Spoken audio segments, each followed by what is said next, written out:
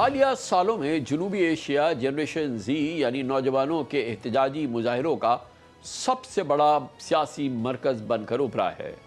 बांग्लादेश, श्रीलंका और नेपाल में नौजवानों की क़यादत में होने वाले अवामी मुजाहिरों ने हुकूमतें गिराईं। अब दुनिया की सबसे बड़ी नौजवान आबादी रखने वाला भारत भी इसी रास्ते पर दिखाई दे रहा है। भारत की सियासत में एक कॉकरोच यानी एक लाल बेग ने जलजला बपा कर दिया है।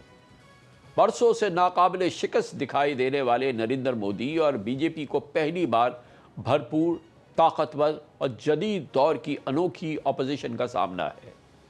लाखों नौजवान अपने मुस्तकबिल के लिए सड़कों पर निकल आए हैं और तलबा का गुस्सा अब पार्लियामेंट के दरवाजे तक पहुंच चुका है।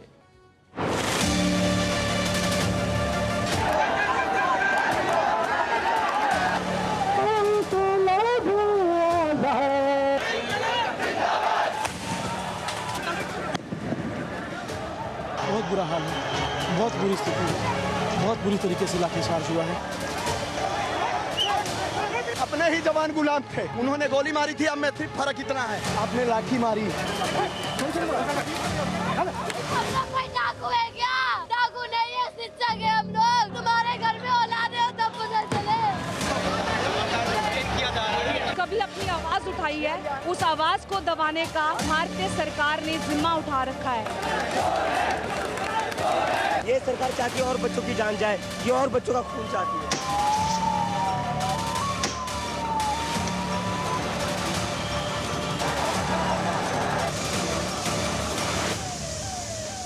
मोदी सरकार और बीजेपी को हिलाकर रख देने वाली इस कॉकरोच मूवमेंट की बुनियाद गुस्सा है।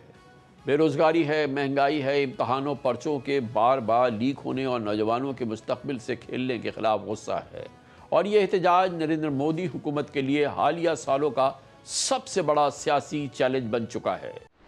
कोई इलेक्शन नहीं, हमारी बारी आएगी ना वोट की, किसी को वोट नहीं देंगे, कोई यहाँ पे वोट के लायक नहीं है। मेरे पैर में चोट लगी है, उससे ज्यादा बहुत ज्यादा चोट हमको अंदर लगी है, कोई मायने नहीं है। मैं यहाँ इसीलिए आई हूँ क्योंकि एजुकेशन ने मेरा जीवन बनाया, सबको ये मौका मिलना चाहिए। मैं आज नहीं डर सकती। थैंक यू मोदी गवर्नमेंट इतना प्यार देने के लिए। बहुत रिग्रेट कर रही हूँ आपको वोट देके, बहुत बड़ी गलती हो गई। शायद जिंदगी में इससे बड़ा मैंने रिग्रेट नहीं किया होगा आपको वोट देके। कल हजारों तलबा और नौजवानों ने नई दिल्ली में पार्लियामेंट की तरफ मार्च करते हुए प्राइम मिनिस्टर नरेंद्र मोदी और उनके वजीर तालीम धर्मेंद्र प्रधान के इस्तीफे का मुतालबा किया। अगर उनको लग रहा है सोनम सर को जाकर ये आंदोलन खत्म होगा, नहीं होगा। आंदोलन खत्म नहीं होगा। आज तक हम धर्मेंद्र प्रधान का इस्तीफा मांग रहे थे नीट में जिन बच्चों की आत्महत्या हुई उनके जिम्मेदारी के लिए, लेकिन आज जो घिनौनी, आज जो नीच हरकत करी है सरकार ने, अब हम नरेंद्र मोदी का इस्तीफा मांगेंगे। Now the fight, the larger movement will be to seek Prime Minister Narendra Modi's resignation. The people of this country have to wake up. They have to take the future in their hands because it is now or never. तकरीबन एक महीने से दिल्ली के तारीखी एहतजाज मकाम यानी जंतर मंतर पर नौजवानों का धरना जारी है। इस लाल बेग तहरीक का जन्म कब और कैसे हुआ, रातों रात करोड़ों नौजवान कैसे इसका हिस्सा बने, जानते हैं इस रिपोर्ट में। कॉकरोच जनता पार्टी या सीजेपी मई 2026 में एक भारतीय नौजवान अभिजीत दिपके ने शुरू की। दिपके हाल ही में अमेरिका की बॉस्टन यूनिवर्सिटी से तालीम मुकम्मल करके फारिगुल तहसील हुए थे। इस तहरीक की शुरुआत एक मुतनाज़े बयान के बाद हुई। सुप्रीम कोर्ट की एक समाअत के दौरान भारत के चीफ जस्टिस ने मुबैना तौर पर बेरोजगार नौजवानों और हुकूमत के नाकिदीन को पैरासाइट्स और कॉकरोच से तशबीह दी। ये बयान सोशल मीडिया पर तेजी से वायरल हुआ। इसी दौरान अभिजीत दिपके ने सोशल मीडिया प्लेटफॉर्म एक्स पर एक मुख्तसर सा सवाल लिखा, अगर सारे कॉकरोच एक साथ जमा हो जाएं तो क्या होगा। ये एक मजाक था, लेकिन देखते ही देखते हजारों नहीं बल्कि लाखों नौजवान इसके साथ खड़े हो गए।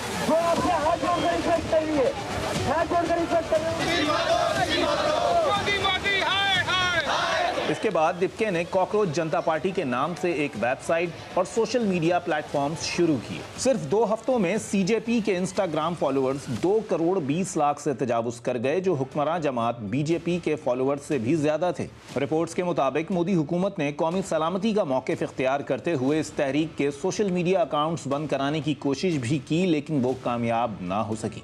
ये तहरीक बुनियादी तौर पर नौजवानों पर मुश्तमिल है जो खुद को कॉकरोच कहकर एक अलामत के तौर पर पेश कर रहे हैं। उनका कहना है कि जैसे कॉकरोच मुश्किल तरीन हालात में भी जिंदा रहता है, वैसे ही वो भी एक ऐसे निज़ाम में अपनी जगह बनाने की कोशिश कर रहे हैं जिसके बारे में उनका ख्याल है कि उसने नौजवानों को नज़रअंदाज कर दिया है। इस तहरीक का पहला बड़ा मुतालबा भारतीय वज़ीर तालीम धर्मेंद्र प्रधान को ओहदे से हटाना था। मुजाहिरीन का इल्ज़ाम है कि बार बार होने वाले इम्तिहानी पर्चों के लीक होने के बावजूद हुकूमत मौसर इकदामात नहीं कर सकी, जिससे लाखों तलबा मुतासिर हुए और गुज़िश्ता बरसों में मुताद्दिद तलबा ने ज़हनी दबाव के बायस अपनी जान भी गंवाई।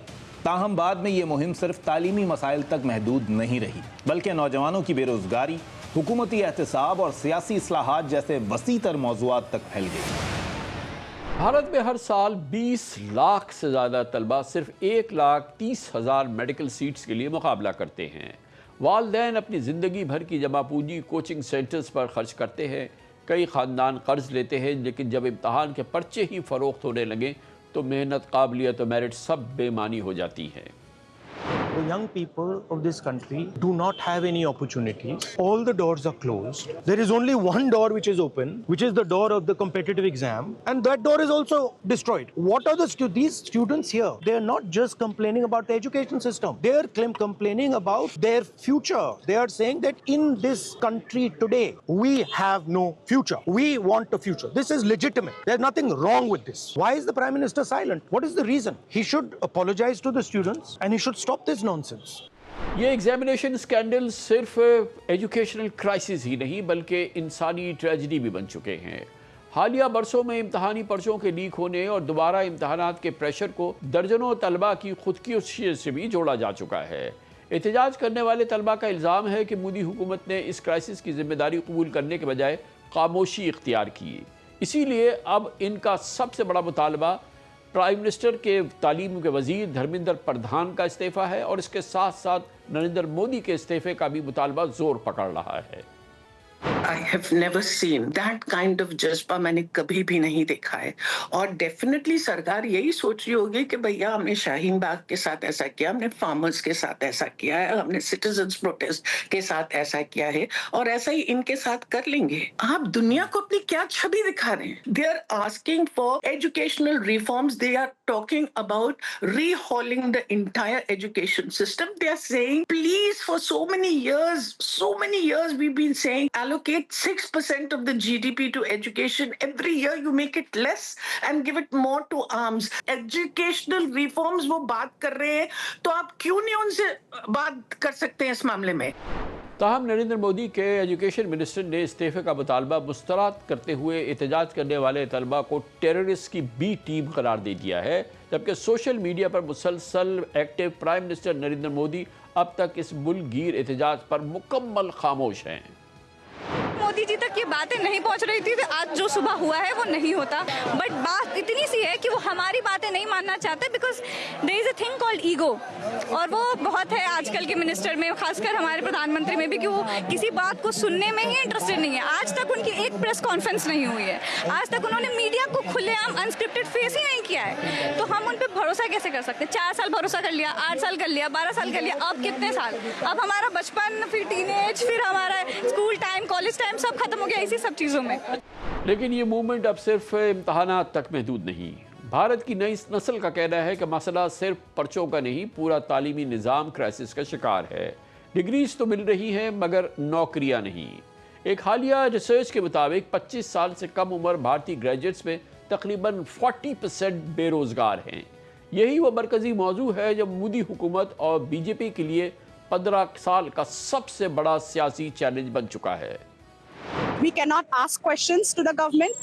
Our Prime Minister is the first Prime Minister of India who has not given a single press conference in 12 years. There is no questions, no free press. And now, basic thing that a person requires is education. The parents are taking loans after loans to make their students study. And what is happening in Guwahati, to be real, we are studying, we are getting education, but we have no jobs. इस protest को उस वक्त नई क़ुव्वत मिली जब लद्दाख से ताल्लुक़ रखने वाले बहुत मारूफ इंजीनियर और तालीमी कारकुन सोनम वांगचुक भी तलबा के साथ आ खड़े हुए।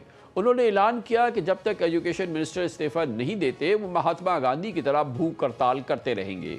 20 रोज तक जारी रहने वाली भूख हड़ताल के दौरान वांचिक की सेहत मुसलसल बिगड़ती गई। अदालत ने रोजाना तिब्बी मायने का हुक्म दिया, मगर इतवार की सुबह दिल्ली पुलिस उन्हें जबरदस्ती उठाकर हॉस्पिटल ले गई। पुलिस ने इसे तिब्बी ज़रूरत करार दिया, जबकि उनके अहल खाना इसे गैर कानूनी अरेस्ट करार दे रहे हैं। अस्पताल के बिस्तर से भी वांगचिक ने हार नहीं मानी, बल्कि तलबा से अपील की कि वो पार्लियामेंट का रुख करे और एजुकेशन मिनिस्टर के इस्तीफे का एहतजाज जारी रखें। यही अपील कल एक बड़े अवामी मार्च में तब्दील हो गई, जब दसियों हज़ारों तलबा पार्लियामेंट की तरफ बढ़े और देखते ही एहतजाज मोदी हुकूमत के खिलाफ हालिया सालों के सबसे बड़े अवामी मुजाहरों में शुमार होने लगा। पुलिस के साथ झड़पें हो रही हैं, आंसू गैस के गोले बरसाए जा रहे हैं, अरेस्ट हो रहे हैं, लेकिन एहतजाज है कि बढ़ता जा रहा है। शाम होते होते 20 जुलाई का सवाल ही बदल गया। हिंसा कितनी हुई, कितने लोग घायल हुए, इस सवाल ने उस सवाल को पीछे कर दिया कि आज दिल्ली में कितने लोग आए, 1 लाख या 1.5 लाख। दूसरी तरफ आज दिन भर सरकार और कॉकरोच जनता पार्टी के बीच बातचीत होती रही, लेकिन सरकार का कोई फैसला नहीं आया। धर्मेंद्र प्रधान ने इस्तीफा नहीं दिया। आज हमारे देश की डेमोक्रेसी की जिस तरीके से मौकरी हुई है, हमारे देश की इज्जत की जिस तरीके से धज्जियां उड़ी हैं, फ्रीडम ऑफ स्पीच का जो जुमला है लोगों को कैसे दिखा है, उसको कंपैरिजन ही नहीं हो सकता। जब संसद की तरफ कूच हुआ तो जो हमारे बिग बॉस वहां संसद में मौजूद थे उस समय, उनको तो खतरे की घंटी सुनाई दी। कहीं ना कहीं तो पार्लियामेंट के गेट तक जब जनता पहुंची तो सरकार ने कहा कि अब तो कॉकरोचों को कुचलना पड़ेगा, जितना भी नेगेटिव हेडलाइन हो कोई बात नहीं, अब तो अपने पर बन आती है। और तभी बिग बॉस ने ऑर्डर दिया कि इस पूरे मूवमेंट को कुचल देना है। बहरहाल एहतजाज ने मजबूर किया। हुकूमत ने कई हफ्तों के बाद खामोशी तोड़ी और मुजाहिरीन से मुख्तसर मुलाकात करनी पड़ी, मगर कोई ठोस यकीन दहानी नहीं हुई है। जब किसी मुल्क के नौजवान ये महसूस करने लगे कि उनकी मेहनत, उनकी डिग्री और उनका मुस्तकबिल महफूज नहीं, तो फिर प्रोटेस्ट सिर्फ सड़कों तक महदूद नहीं रहता, वो पूरे निज़ाम पर अदम एतमाद का रेफरेंडम बन जाता है। और भारत में आज यही रेफरेंडम शुरू हो चुका है।